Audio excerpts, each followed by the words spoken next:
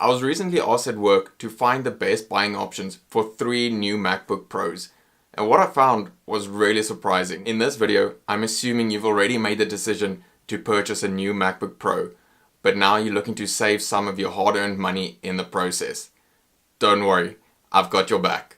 I have a few tips here that'll save you at least 10% off of the original cost that they're charging at the Apple Store right now, as well as the time that I've spent doing the research on this. So stay tuned and check this out. So you've made the decision to spend some of your hard-earned money on a great asset, a MacBook Pro. Excellent choice, by the way. Okay, but you still have a few more choices to make, like what color, silver or gray, how much RAM, 8 or 16 gigs of RAM, how much storage, I think it's from 128 gigs right up to 2 terabytes, processor, quantity and size. Do you want dual core, quad core or 6 cores? I definitely recommend at least going for a quad core. Even if you're not a heavy user, you can still benefit from this by having shorter software download and install times, quicker updates, and your computer will be ready for you if you decide to start doing tasks that are more demanding on your hardware. Also bear in mind, this can't be updated at a later stage if you buy the 13-inch MacBook Pro. So best to buy it the way you need it to avoid having to sell it on for slightly better spec'd out version. This can cost you a whole lot more than you may have anticipated. Okay, so once these tough choices have been made, the last choice is where you're going to buy your MacBook from. The answer to this is what actually made me make this video, because it's not as straightforward as you might think.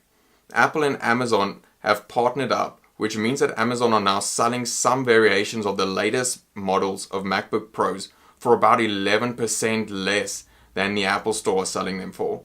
So where you should buy your MacBook Pro from will depend on a couple of things. It'll either be the Apple Store or Amazon from my research. So from here you need to decide if you're getting it new or refurbished. If you're getting it refurbished, get it from the Apple Store. The refurbished MacBook Pros on Amazon are not refurbished by Apple, so they don't carry the Apple warranty and they're not eligible for Apple Care. Whereas the Apple Store refurbished MacBooks are refurbished by Apple and they carry the 1-year warranty and they are eligible for Apple Care if you choose to buy that. If you're a student and you're buying it from the Apple Store, they will allow for a 10% discount. So Amazon is still a little cheaper, but only by 1% though. So it's really up to you to decide which is more convenient for your situation.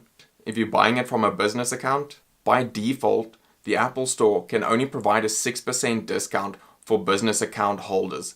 But if you find the exact model and color MacBook you want on Amazon, the business account administrator may allow for up to 10% discount.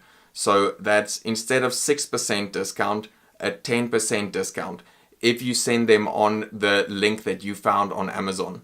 But bear in mind, it needs to be exactly the same. So it must be the same color variation, same amount of RAM, same amount of storage, the same processor speed. It must be the identical model. Else they can't apply that further 4% discount. Else, if you want to save the time and speed up the delivery process, you'll still save an extra 1% if you just buy it straight from Amazon.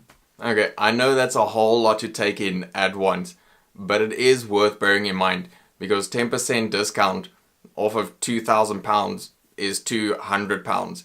So definitely worth looking into getting a little bit of discount when you're spending so much money.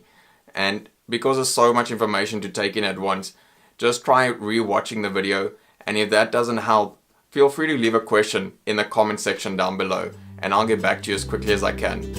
If you're interested in getting a MacBook Pro and you've decided to get it from Amazon, I've left a few links below so you can check it out.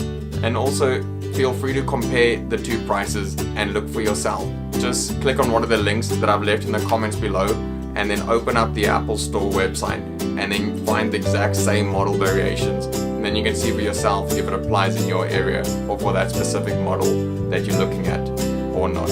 If you like this video, go ahead, give it a thumbs up, and if you want more content like this, then hit the subscribe button below. Until next time, take it easy.